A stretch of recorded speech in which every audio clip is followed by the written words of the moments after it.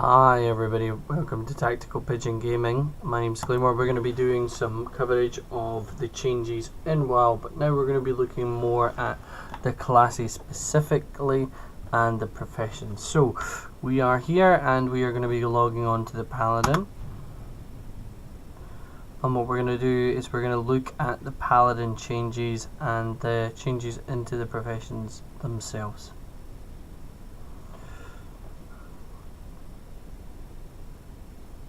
It's not ready yet. Okay, so here we go. We're on the Paladin himself. I'm just going to quickly hide my chat. There we go. So let's see about the changes. So the changes that we've got are mainly the talents themselves. There's a couple of slight changes in terms of what actual artifact talents are available. The artifact itself is not. So what we have here is we've got the talent tree. And we've got Holy Shield, Redoubt, and we've got Blessed Hammer. Now, as we can see, what's changed from this first row is there used to be the option where you can either constantly be in, like, you're in concentration, and your Hammer of Righteousness, this is a bad boy down here, didn't have a cooldown. That is no longer an option. Your Hammer of Righteousness will always have a cooldown. You've then got the second row here. And what we've got now is we've got First Avengers, Crusader's Judgment, and Bastion of Light, and you get to choose between those. And then we keep going down, and you just choose them up. So some of the ones that you had before are now gone. The one I remember is the Righteousness and the Concentration, but others may be missing as well. And the Protector is still there, Concentrated Ground is still there. And effectively, some of them will change what they are able to do. So now you're concentrated ground rather than healing people. It will effectively reduce the movement speed of enemies within it, so they can't run away from you as easy. We've got Last Defender, ones here. So any ones that you did have before that you're like, well, hold on, where's it gone? They have changed. Now this is just not for the tanking spec as it would be. We've got the Holy spec and the Retribution spec as well have all had slight changes as it would be. So here we go. This is what you will see the first time you log in. Everything back to being kind of flashing yellow. It needs your attention and you have to choose what you're going to do. So we're just quickly going to run through the Holy systems just in case you run Holy Paladin. And the likes of Crusader's Might. Reduces the cooldown of Holy Shock and Light at Dawn. We've got Bestow Faith, and we've got Light's Hammer. So effectively I always use Light's Hammer, so I'm going to choose that one. And then we keep going down. I don't choose Cavalry too much, and so it increases the range of your heals and the reach of Mastery Lightbringer by 50%, but it's only during the Rule of Law. It's instant, has a 30-second recharge. Right, let's see. Let's go with that one. It seems like a good choice. Fist of Justice. This one looks like it's not going to be too much. Alright. Let's go there.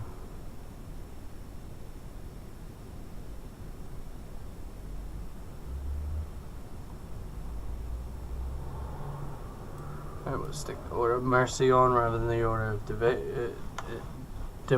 Devotion. And the Order of Sacrifice, that would be good if you heavy stacking your health and stuff like that by the looks of it.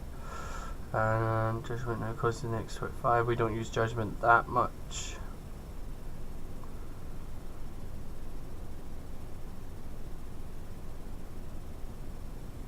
Alright, there we go. The Holy Prism.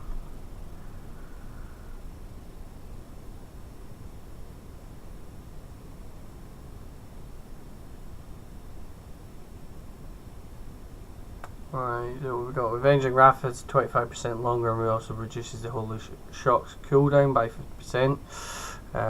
We've got Avenging Crusader, it replaces Avenging Wrath. You get coming up with Crusader of Light, increasing your judgment and not attack by damage. Heal up to 3 injured allies, let's go with that one by the looks of it. Mark a second target, replace Beacon of Light, apply Beacon of Light to your target for 3 injured allies within 30 yards. let's go with that one. Right, okay. And then effectively we have the PvP talents that you would choose for them. So you've got Gladiator's Medallion, removes all movement impairing effects and all effects which cause loss of control of your characters while in PvP combat. Adaption, removes any loss of control effects with a duration of 5 seconds or more. And it can happen every 1 minute, but it is a passive ability. And then you got durations of incoming crowd control effects reduced by 20%. Quite a lot here to choose from, so I always say it's best you go through it and choose which is on your kind of choice. I'm going any because I will not take this guy into PvP.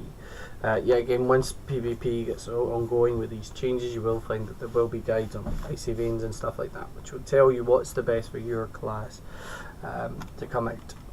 So those are the general changes to the Paladin. There's a couple of other changes. So the Paladin used to have an auto completion kind of quest, as it would be.